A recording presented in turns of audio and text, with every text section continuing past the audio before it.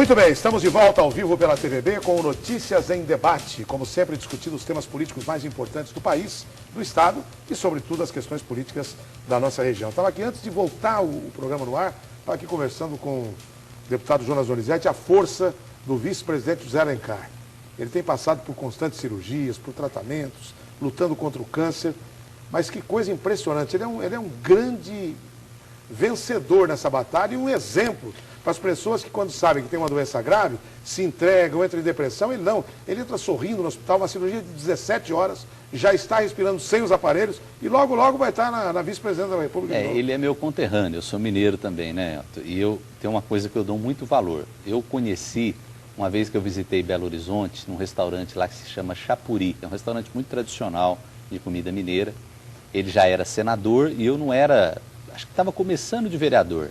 E ele me deu tanta atenção, conversou comigo, eu não era nem deputado ainda, mas me tratou bem, conversou. E ele é o autêntico mineirão mesmo, aquele jeitão dele de falar. E você falou tudo. Eu acho que uma pessoa, porque ele é um homem de grandes posses, né? Muito bem antes de entrar na política, um dos industriais mais ricos do Brasil, né? Mas é uma pessoa que sempre teve muita correção na vida pública e agora, no final, na sua velhice, né?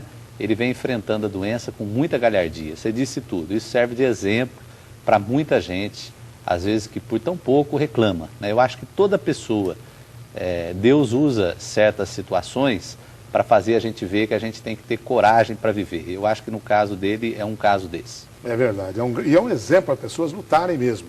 Bom, deputado, já temos muitas perguntas aqui, então vamos lá. Começando pelo Francisco, que mora em Sumaré. Ele quer saber se é preciso fazer o cadastro via internet em relação ao CPF ou só colocar o CPF nas notas de compra? Não, precisa fazer o cadastro, mas é muito simples.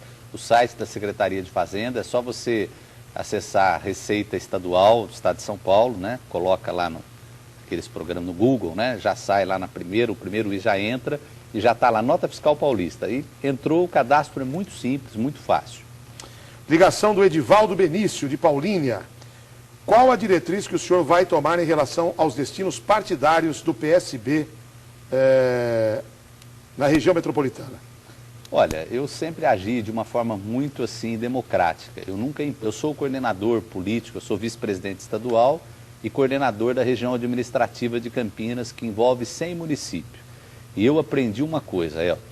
Eu sempre falo para as pessoas nos municípios que eu visito. Se eles próprios às vezes não conseguem se entender, não é eu que vou chegar lá com uma varinha de condão e dar um entendimento. Eu sempre falo que as pessoas têm que se entender dentro do partido para poder brigar por coisas que mereçam a briga, uma briga justa pelas pessoas. Então, partido, tem uma frase que dizem que partido, se todo mundo pensasse de um jeito, não chamava partido, chamava um só, né? Se é partido, não é uma coisa, cada um tem um pensamento. Agora, o que tem que existir? Decide, disputa, votou, tomou uma decisão, todo mundo tem que estar unido. E o meu desígnio partidário para o PSB vai ser de união e de crescimento para todas as cidades que eu tenho sob minha responsabilidade. São cerca de 100 municípios, pega até para lá de São João da Boa Vista, pegando também em outra direção, também depois da cidade ali de Rio Claro. Agora, deputado, além de ter feito prefeitos e vereadores, o PSB também fez coligações em vários municípios. Então tem participação direta nos governos de vários municípios da região, né? Nós temos, além de alguns vice-prefeitos, nós temos prefeitos, vice-prefeitos, e temos muitos lugares também que os nossos dirigentes estão ocupando secretarias. Eu vou dar alguns exemplos aqui. Nós temos a cidade de Sumaré, que nós temos postos lá no governo do atual prefeito, a cidade de Hortolândia, cidade de Santa Bárbara do Oeste, cidade de Jaguariúna, cidade de Valinhos, cidade de Vinhedo, enfim, em quase toda, e são pessoas muito boas, viu? Por exemplo, Valinhos nós temos o secretário de Trânsito, que é o meu amigo Ademir, em Vinhedo nós temos o Toninho Falsarella, em Sumaré nós temos o Paulo, que é o chefe de gabinete do prefeito. Enfim, em todas as cidades nós temos, Americana nós elegemos o vice-prefeito, o rapaz lá, o Diego Denadai, que se elegeu, o vice-prefeito dele é um médico que é do PSB. Então foi uma eleição que nós obtivemos muitas vitórias. falando em Diego Denadar, ele vai estar conosco aqui segunda-feira, pela primeira vez depois de eleito. Aliás, eu quero dizer isso aí porque o Tidão, que é o avô dele, assiste todo dia o programa, então ele já vai espalhar para todo mundo que o filho vai estar aqui no programa. Quase veio para o PSB, viu? Por né? Faltou pouco. Muito bem. Quem liga aqui é o Russo, ele é diretor do Conselho Regional Oeste, lá do Ouro Verde. Ele gostaria de parabenizar o Jonas Donizete pela sua postura de sempre e por todos os votos que o senhor obteve. Ô Russo, muito obrigado. O Russo é um lutador, uma pessoa da comunidade e que também merece os cumprimentos pela dedicação que tem pelo povo. Obrigado. O Alcenir de Sumaré ligou para cá, dizendo que os laudos médicos da Unicamp também não estão resolvendo para os segurados do INSS. Aquela história do cidadão ter que passar por um perito, né, do INSS, e aí ele dá, como ele está apto a voltar. O senhor, como deputado, o que poderia fazer para nos ajudar num caso como esse? Olha, o INSS ela é da esfera federal, mas eu tenho um princípio que eu nunca falo que eu não posso fazer alguma coisa, mesmo que não seja da minha competência. Essa questão do INSS já passou da conta, passou do limite. Tem muita gente aí. Eu conheço pessoas que o médico dá um atestado que ele precisa, pode trabalhar, não pode aposentar por invalidez.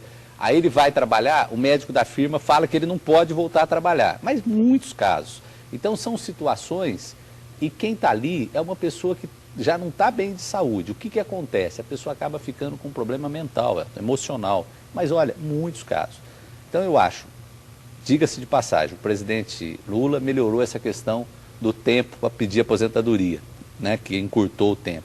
Agora a próxima coisa que precisa atacar para resolver essa questão da perícia médica. Ter algo que não é atender todo mundo, porque tem caso que o médico precisa falar não, mas explicar o porquê não e ter o mesmo laudo de um médico para o outro, porque tem caso que um médico diz sim, o outro diz não, e aí fica sem saber o que fazer. Eu vou me empenhar nesse ano nessa questão para ver se o governo federal dá um destino mais adequado e trata a população com mais respeito.